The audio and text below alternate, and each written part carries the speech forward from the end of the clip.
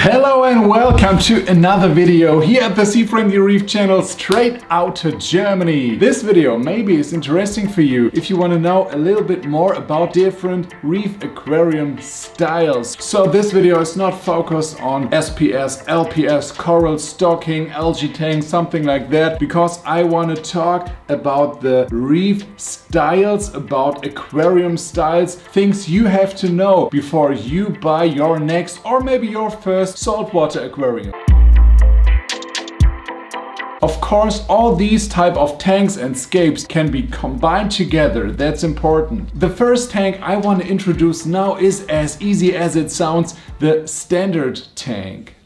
Okay, please don't get me wrong. A standard tank refers to the dimensions and measurements of the tank itself, not its content.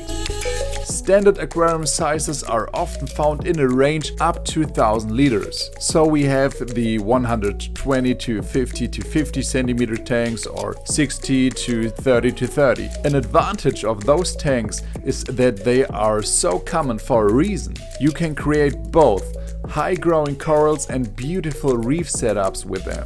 Even those who like to keep a lot of fish will find nice aquarium sizes in which you can create a unique habitat. The next type of tank I want to talk about can also be a standard tank. It's the Nano system. A question to which there is absolutely no answer. What else counts as a nano aquarium? Personally, I set the limit in the saltwater range to 150 to 200 liters, because especially if you want to keep some small nano fish, you don't get the chance to do this in smaller tanks. What do you say? Up to which size can an aquarium still be considered as a nano tank? Feel free to write that down in the comments. The advantage of a nano tank is often not necessarily the lower cost, but rather the space it needs. Nano aquariums can be easily integrated into the interior without a lot of complicated preparations. The cost of keeping a larger reef aquarium is often not that different. Then I want to name a type of tank, or better, a type of scape. I know you all are loving it, the floating reef. I have already made a video about how Dave assembled his floating reef. The goal was to have a part of the reef floating above the ground. This gives the impressions of a break-off edge. Very aesthetically pleasing, but not easy to implement.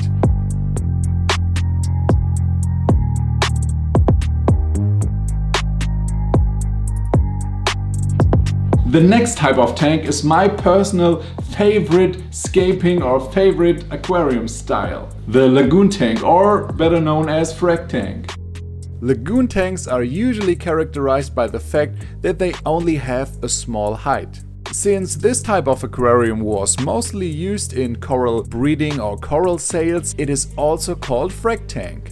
Many use the low height to create somewhat deeper and varied reef setups. Also for mangroves, these aquariums are very suitable because of the low height. However, if you want to keep a lot of large fish, you should rather use another type of aquarium.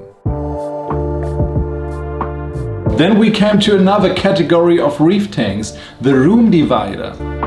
Room dividers or peninsulas are often also available as pool tanks, for example as frameless aquariums. Here the effect is given that you can see from all three sides into the tank.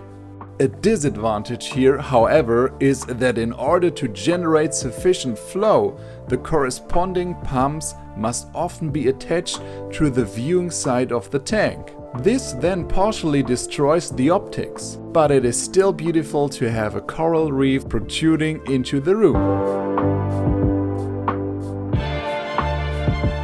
Doesn't matter which size we are talking about, but a huge category I often see in private rooms are cube tanks. Yeah, of course, each cube has 4 equal sized glass panes. Still, different tank sizes offer a great potential for centered reef setups of all kinds. Most of the time, these run up along the back wall.